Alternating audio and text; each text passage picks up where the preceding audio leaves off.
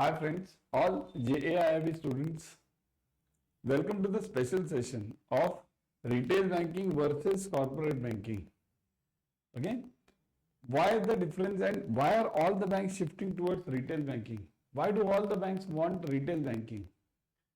This is special session, only concept, nothing else, no questions, nothing.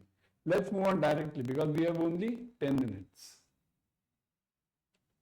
See, what is the difference between corporate banking and retail banking? Firstly, understand that corporate banking provides financial services to businesses for managing operations, growth, risk, and offering services like large loans, trade finance, complex cash management. Now, these topics are very difficult. You all have this in CAIB, BFM. Cash management services, then trade finance, large loans. The loans in corporate banking start from around 500 crores, 500 crores minimum loan. I've worked in corporate banking for many years. So the loans start from 500 CR. Huge amount. Clients are big. In corporate banking branch, you have normally hardly 5 to 6 clients in a branch. No retail clients. So that is a basic difference. And retail. While retail banking services, individuals with everyday financial needs, offering services such as savings account, mortgages, personal loans, with focus on high volume, smaller value transactions. So here you have all the CASA, we call it, right? CASA, current account, saving account. We have CASA over here. CASA. This is the main backbone of any bank nowadays, CASA. Mortgages. Mortgage means their mortgages can be anything. It can be related to a home loan. It can be related to a commercial loan. Okay, it can be against your LAP, loan against property. All these are retail loans. Then personal loans, and with focus on high volume. See, volume is very high over here. Smaller value transactions.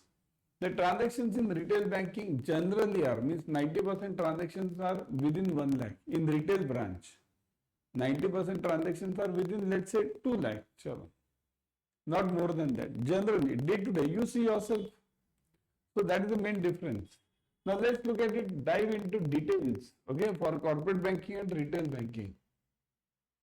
In corporate banking, let's look at it in detail. One is customer base. Primarily serves large businesses, multinational corporations, and institutional clients. So, large businesses, all the corporate clients, all the big names, you call it Reliance, Tata, Birla, Airtel, any name you call it. All these are over here. Okay? Large business, multinational corporations, all the MNCs. MNCs are also the part of this. In fact, the loans given to these companies are foreign loans many times. Indian bank arranges the foreign loans. These are called as buyer's credit. So those are also there. Multinational corporations, plus institutional clients. Even government becomes a part of your corporate banking. Do you know? When you deal with government agencies, that is also called as corporate banking. Then, what are the services offered? Loans and credit. High value corporate loans. High value means, just now I told you, above 500 CR. High value, huge. Okay? And the clients are also that big. Even the clients have their own banking officials who are the bankers, ex-bankers. They have left the banking and joined the companies. They are that knowledgeable. So, high value corporate loans, project finance and credit facilities. Project finance means, see, these companies when they require the loan, they don't require a loan of 1 crore, 2 crore. Their loans are 50 crores, 100 crores, 1000 crores. Even that. So project financing, big projects are there. The cost of the projects are huge. And credit facilities. For example, let's say tomorrow if we build a NHAI, right? NHAI, National Highway Authority of India, that also comes under this. The loans to these are provided through the corporate banking agencies. Okay? Trade finance. Facilitates international trade finance transactions. All these LC, bank guarantee, standby LCs, availization, there are many terms over here which we don't know. Retail banking doesn't know that much. All these terms are over there. Okay? Main is LC, bank guarantee, standby LC, these and availization. These are the four main elements in corporate banking, in trade finance. There are a lot more rules and regulations. Internationally, the rules and regulations are totally different. It comes UCP 600, ISBP, URR 725, various terms are there. That you will understand again in CIB. Cash management services, services for managing business cash flow, including and making and receiving payments. So cash management. Now this cash management includes incoming of cash and outgoing of cash. You have to go and collect the cash from the customer. Customer doesn't come to you. You have to go and collect. So that is cash management. Not only physical cash. You have to help them in managing their funds. That is also one job. Okay? Investment banking, advisory services for capital markets and other financial strategies means these companies require various loans. They have to give IPOs, initial public offerings. They have to give the bond dealings. They have to issue the bonds, debentures. That services, those services are also covered under corporate banking. So remember what it is all big level. Transaction characteristics, it involves large scale, complex transactions, often with high risk and regulatory framework. Risk is very, very, very huge. There are derivative transactions involved in corporate banking. Derivative transactions are very complex. Okay, these are called as structured products. Then revenue generation from large loans, fees and complex financial products. See here the income is very huge. Less investment, more returns. That is basic logic. Employees required are less over here. The staff required is very less. Less staff. Okay, less staff. But there is a big problem in this corporate banking. If one company becomes NPA, one NPA, the whole bank goes down. The whole bank suffers. Bank suffers, not branch. Bank suffers. Full bank.